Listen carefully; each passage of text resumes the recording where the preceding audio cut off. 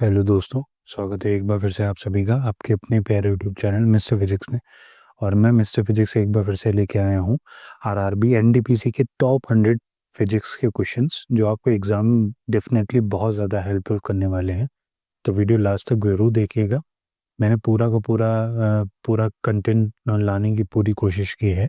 मैंने कोशिश किया है कि सारे पीवाईक्यूज भी इसमें कवर हो जाएं आपके, और साथ ही साथ आपके जितने भी क्वेश्चन आज तक पूछे गए हैं, चाहे वो आरआरबी हो गए हों या टीसीएस के द्वारा कराए गए हों, वो सारे के सारे क्वेश्चन इस सीरीज़ के अंदर आपको मिलेंगे। तो सबसे पहले रिक्वेस्ट यही है कि वीडियो लास्ट तक ज़रूर देखिएगा, और वीडियो पसंद आएगी तो लाइक ज़रूर करिएगा और चैनल को सब्सक्राइब करना मत भूलिएगा। चलिए, मैं पेन वेन सेट कर लेता हूँ, फिर उसके बाद स्टार्ट करते हैं। सबसे पहला क्वेश्चन हमारे स्क्रीन पे ये रहा, which of the following has the same dimension as that of the torque. Torque की तरह सेम डायमेंशन किसका होता है, बताइए। सबसे पहले अगर डायमेंशंस की अगर हम बात करें तो फोर्स का डायमेंशन क्या होता है, एक एक करके सारे डायमेंशन देखेंगे कि सारे डायमेंशन की वैल्यू क्या होती है। मैं कोई और पेन सेलेक्ट करता हूँ।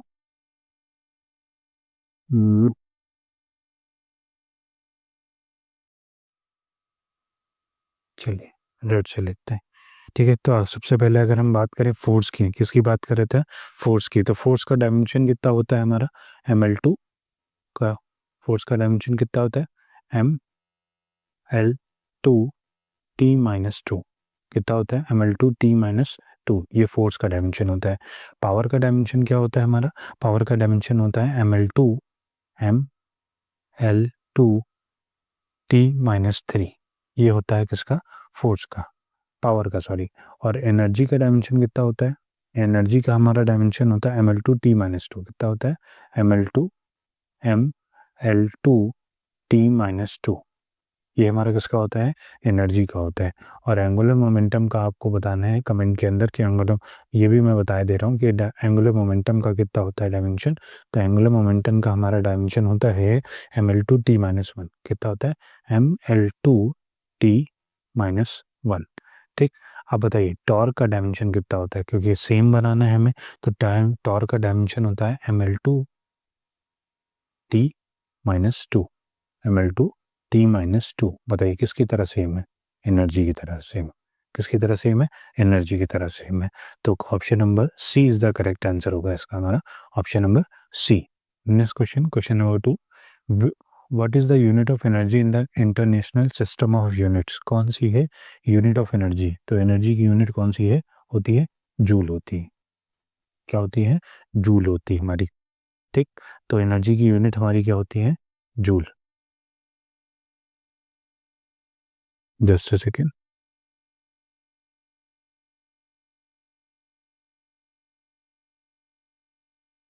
हाँ जी, थोड़ा सा टेक्निकल ग्लिच था। क्वेश्चन नंबर सेकेंड हम बात कर रहे थे, what is the unit of energy in the international system of units. International system of unit के अंदर हमारी एनर्जी की यूनिट क्या होती है, किसकी, एनर्जी की यूनिट। तो एनर्जी की यूनिट हमारी क्या होती है, जूल होती है। ठीक, नेक्स्ट क्वेश्चन की तरफ बढ़ते हैं। क्वेश्चन नंबर है हमारे पास,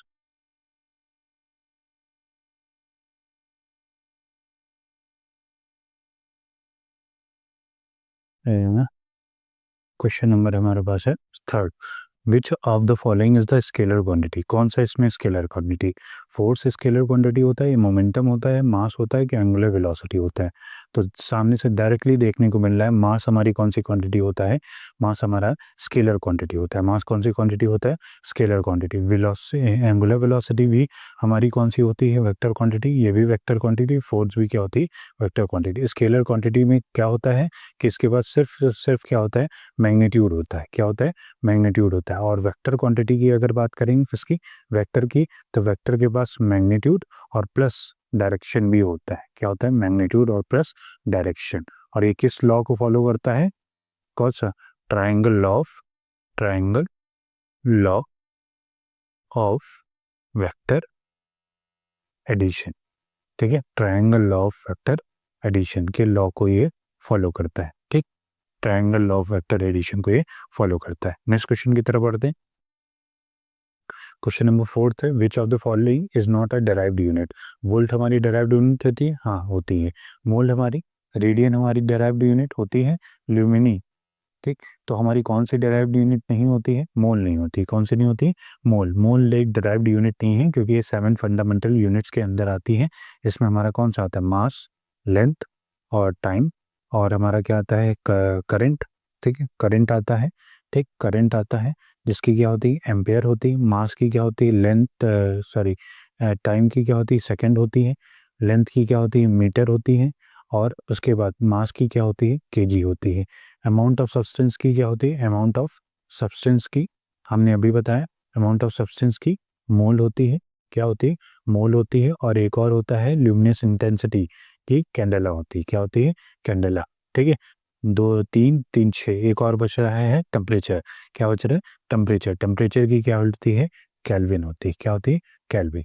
टेम्परेचर की हमारी कौन सी होती है? केल्विन। तो मोल एक डिराइव्ड यूनिट नहीं है, ये फंडामेंटल यूनिट के अंदर आता है। नेक्स्ट क्वेश्चन नंबर 5 है, which of the following has the same dimension as pressure? Pressure की तरह तो कौन सा होता है? वर्क का होता है या फोर्स का होता है? फोर्स का फॉर्मूला क्या होता है? F is equals to M A होता है, इससे कोई लेना देना नहीं है। वर्क से work is equals to force into displacement होता है, इससे भी कोई लेना देना नहीं। स्ट्रेन का कोई लेना देना ही नहीं। स्ट्रेस का फॉर्मूला होता है, स्ट्रेस जो होता है वो सेम होता है किसके? प्रेशर के। फोर्स पर यूनिट एरिया इसमें भी कहा जाता है। ठीक, तो कौन सा हमारा ऑप्शन सही होगा? बी ऑप्शन इसका करेक्ट आंसर होगा। नेक्स्ट क्वेश्चन नंबर 6 है, which of the following is equivalent coulomb per second? Coulomb per second की हमें बतानी है किसके इक्विवेलेंट होगा कूलम पर सेकेंड। अगर कूलम की बात करेंगे तो ये चार्ज की यूनिट होती है, और सेकेंड किसका होता है? टाइम का होता है। तो क्यू बाई टी किसका फॉर्मूला होता है? करंट का फॉर्मूला होता है। किसका होता है? करंट। तो करंट की यूनिट क्या हो जाएगी? एम्पेयर हो जाएगी। करंट की यूनिट एम्पेयर हो जाएगी। ठीक, नेक्स्ट क्वेश्चन की तरफ बढ़ते हैं। Question number 7, which of the following is measured in its SI derived unit called Tesla? हमें एसआई डिराइव्ड यूनिट टेस्ला के फॉर्मूले में बतानी है। क्या ल्यूमिनेस होती है, मैग्नेटिक फ्लक्स डेंसिटी होती है, या ल्यूमिनेस फ्लक्स होती है, या कैपेसिटेंस होती है? कैपेसिटेंस की तो हमारी फैराड होती है। क्या होती है? फैराड होती है इसकी यूनिट। ठीक, तो हमारा इसका करेक्ट आंसर क्या हो जाएगा? बी इसका करेक्ट आंसर हो जाएगा। Magnetic flux density is the correct answer, जो कि यूनिट किसकी कहलाती है? टेस्ला की कहलाती है। ठीक, नेक्स्ट क्वेश्चन नंबर 8 है, identify the wrong pair with respect to the different motion and their example. बताइए, पीरियोडिक मेटल मोशन होता है earth rotating on its axis. बताइए सही है या गलत है? सही है। पीरियोडिक मोशन होता है जब अर्थ रोटेट करती है अपनी ही एक्सिस पे। रेक्टिलिनियर मोशन होता है stone throw up in the air at an angle. नहीं, ये गलत है। तो ऑप्शन नंबर बी सही होगा। ठीक है, रोटेशनल मोशन, ये भी सही है। ब्लेड का जो है विंड मिल में रोटेशन ही होता है। Oscillatory motion, a boat toasting up the down a river. हाँ, तो ये भी ऑसिलेटरी मोशन होता है, ऊपर नीचे जाती है, ऊपर नीचे जाती है, तो ऑसिलेटरी मोशन हमारा ये होता है। रेक्टिलिनियर मोशन ये नहीं होता है। तो ऑप्शन नंबर बी इसका क्या हो जाएगा? करेक्ट आंसर हो जाएगा। ठीक, नेक्स्ट आगे बढ़े। क्वेश्चन नंबर 9 है, Newton second law of motion led to the law of conservation of किसका होता है? न्यूटन का सेकंड लॉ ऑफ कंजर्वेशन किसका कहलाता है? मोमेंटम का कहलाता है, क्योंकि फोर्स इज डायरेक्टली प्रोपोर्शन किया था rate of change of momentum with respect to time. ठीक है, तो फोर्स जो होता है न्यूटन सेकंड लॉ यही बताता है, और इसका जो डायरेक्ट फार्मूला होता है वो क्या आता है? F is equals to M A आता है। डायरेक्ट फार्मूला क्या आता है? F is equals to M A. ये याद रखिएगा, ये बेसिक है हमारा सेकेंड लॉ। ठीक है, तो इसमें बोलता है force is directly proportional to the rate of change of momentum, जो कि law of conservation of momentum के केस में आता है। नेक्स्ट क्वेश्चन नंबर 10 है, magnitude of displacement in 1 second is called. Magnitude of displacement बताना है 1 सेकेंड के अंदर क्या होता है? स्पीड होता है, क्योंकि स्पीड का फॉर्मूला क्या होता है? Displacement upon time. ठीक है, तो 1 सेकेंड के अंदर बताना था, तो अब टाइम डिस्प्लेसमेंट के रिस्पेक्ट में तो हमारा ऑप्शन नंबर कौन सा सही हो जाएगा? सी ऑप्शन इसका करेक्ट आंसर हो जाएगा। नेक्स्ट क्वेश्चन की बात करें, which of the following is not a application of third law of motion? कौन सा नहीं है? A fielder pulling his hand gradually with a moving ball while holding a catch, colliding with the player while catching a football and feeling hurt. ठीक है, as a sailor jump in the forward direction, the boat move backward. तो हमें नहीं बताना है।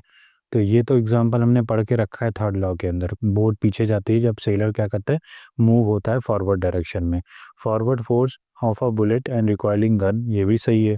D option भी सही है। जब नॉट बताना है ना, कौन सा एप्लीकेशन थर्ड लॉ को फॉलो नहीं करता है, हमें ये बताना है। तो ये भी सही है। एक दूसरे से धक्का लगता है, ये नहीं सही है। ये हमारा ऑप्शन इसका इसका करेक्ट आंसर, ये भी गलत हो जाएगा, ये भी गलत, ये भी गलत। तो ऑप्शन नंबर कौन सा सही हो जाएगा? फर्स्ट। ये इम्पल्स के अंदर आता है, large force apply for a short interval of time. ठीक है, उसको कैंसिल आउट करने के लिए। नेक्स्ट हमारा कौन सा है? The amount of light entering in a human body is control by. इसमें देखो बहुत सारा ग्लिच होता है, आप गूगल पे सर्च करोगे इसका आंसर ये करेक्ट बताएगा, पर ये गलत है। ठीक है, ये बेसिकली क्या होता है, इसको कंट्रोल करता है, प्यूपिल को ये कंट्रोल करता है। मेन इसका जो काम करता है, अमाउंट जो कंट्रोल करता है लाइट को ह्यूमन बीइंग के आई के अंदर, तो वो काम किसका होता है? प्यूपिल का होता है। प्यूपिल किसको कंट्रोल करता है? प्यूपिल को कंट्रोल करता है एरिस। इसका करेक्ट आंसर एग्जामिनेशन के अकॉर्डिंग इसका करेक्ट आंसर जो होगा वो प्यूपिल होगा, इसमें कंफ्यूज मत होइएगा। नेक्स्ट है optical fibre works on the principle of किस पे? Scattering, interference. किस पे कवर करता है? Total internal reflection. जब लाइट अपने 90 डिग्री से ज़्यादा बना के अपने ही पाथ में क्या हो जाती है, वापस आ जाती है, तो उसको बोलते हैं टोटल इंटरनल रिफ्लेक्शन। तो इसका करेक्ट आंसर क्या होगा? Total internal reflection. Next question है which of the following phenomena is not involve during the formation of rainbow? Dispersion, scattering, refraction या टोटल इंटरनल रिफ्लेक्शन। बताइए कौन सा इन्वॉल्व नहीं होता है during the formation of rainbow? कौन नहीं होता है? स्कैटरिंग नहीं होता है। ठीक है, रेनबो के फॉर्मेशन में डिस्पर्जन होता है, रिफ्रैक्शन भी होता है, रिफ्रैक्शन भी होता है और टोटल इंटरनल रिफ्लेक्शन भी होता है, पर स्कैटरिंग से कोई लेना देना नहीं होता है रेनबो के अंदर। नेक्स्ट क्वेश्चन में 15, red colour light are use for emergency purpose because. किसकी वजह से रेड लाइट का यूज़ किया जाता है? क्योंकि इसकी वेवलेंथ जो होती है वो लॉन्ग होती है, फ्रिक्वेंसी से कोई लेना देना नहीं, एनर्जी से भी कोई लेना देना नहीं, डेंसिटी से भी कोई लेना देना नहीं, मेन वेवलेंथ होती है। तो इसकी वेवलेंथ जो होती है वो हाई वेवलेंथ होती है।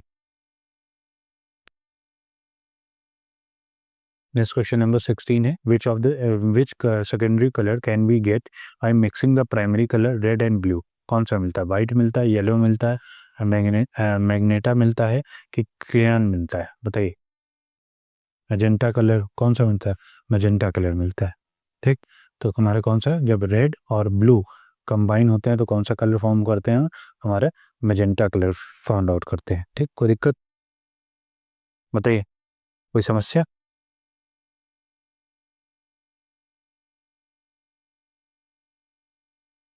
ठीक है, आगे बढ़े।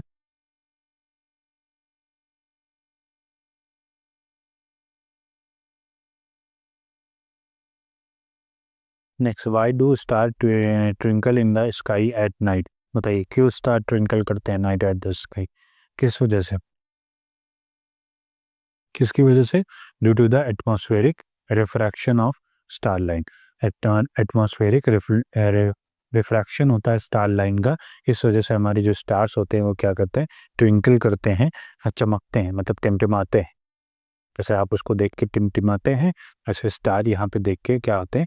टिमटिमाते हैं। Which type of mirror is used which type of mirror is used by dentist to see the large image of patients teeth? Large size image देखनी है अगर पेशेंट्स के टीथ की, तो कौन सा डेंटिस्ट यूज़ करते हैं? अभी क्योंकि मेरे दांतों का भी इलाज चल रहा है तो मुझे ये पता होगा इसके आंसर। किसका यूज़ करते हैं? कॉनकेव मिरर का यूज़ करते हैं। कॉनकेव मिरर, ठीक है, किसका यूज़ करते हैं? हमारा कॉनकेव मिरर का यूज़ करते हैं। ठीक, आगे बढ़े। नेक्स्ट क्वेश्चन है which are the two colours that are formed at the two extreme end of the prism? बताइए कौन से होते हैं? Which are the two colours that are formed at the two extreme end of the prism? क्या prism क्या form करता है? बेबिग्योर। क्या फॉर्म करता है? बेबिग्योर। तो सबसे पहला और लास्ट में क्या होता है? ये तो वॉयलेट होता है और ये क्या होता है? रेड होता है। तो वॉयलेट और रेड, ऑप्शन नंबर थर्ड इसका क्या हो जाएगा? करेक्ट आंसर हो जाएगा। अच्छा, इसकी पीडीएफ जो आपको मेरे टेलीग्राम चैनल पे मिलेगी, आप टेलीग्राम पे जाइएगा, सर्च करिएगा मिस्टर फिजिक्स विशाल मिश्रा, वहाँ पे आपको इसकी पीडीएफ में अपलोड कर दूंगा। Twinkling of a star is a star in a clear eye sky due to the night time can be explained with can be explained with किसकी हम एक्सप्लेन करते हैं?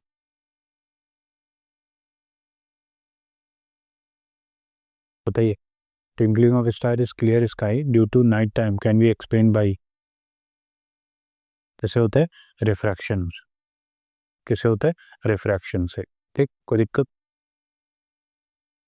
नेक्स्ट आता है बस start from rest and roll down a hill with a constant acceleration, कितना दे रहा है? 0.5 मीटर पर सेकेंड स्क्वायर, स्क्वायर भी होना चाहिए यहाँ पे।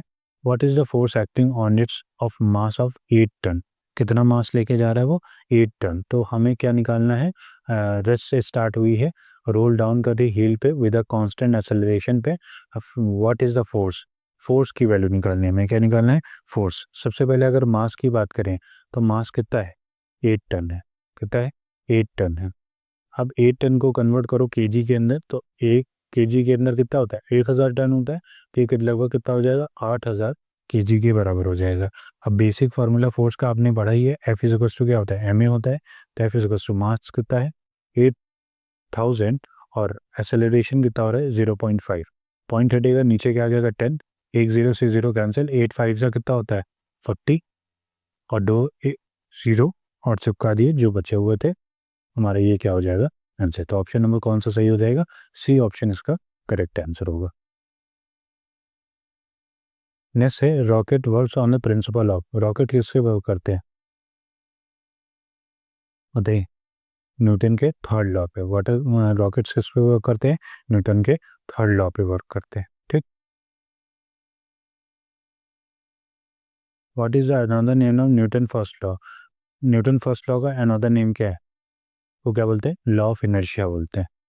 ठीक है, ये बेसिक क्वेश्चन है जो एग्जाम में बहुत बार रिपीट होते हैं, तो आपको याद होना चाहिए। The unit of momentum is, momentum की यूनिट क्या होती है? मोमेंटम का formula p is equals to क्या होता है? एम बी होता है। मास की क्या होती है? केजी, और वेलोसिटी की मीटर पर सेकेंड, तो किलोग्राम मीटर पर सेकेंड। क्या हो जाएगी? किलोग्राम मीटर पर second. P is equals to m v होता है ना?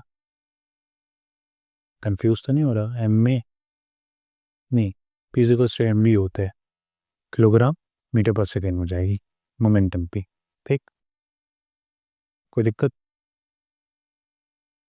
नेक्स्ट क्वेश्चन की तरफ बढ़ते हैं। Question number 25, the unit of electric resistance in the metre kilogram second system is called, क्या कहलाती है? Metre kilogram second. मीटर भी है, किलोग्राम भी है, और सेकेंड भी है। यूनिट ऑफ इलेक्ट्रिक रेजिस्टेंस अरे बेसिकली होता है ओम।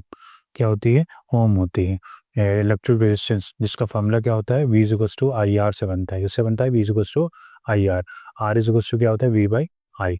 वी मतलब क्या? वोल्ट, और आई मतलब एम्पियर। तो एक ओम जो होता है वो 1 वोल्ट पर एम्पियर इनवर्स के बराबर भी होता है, ये भी याद रखिएगा।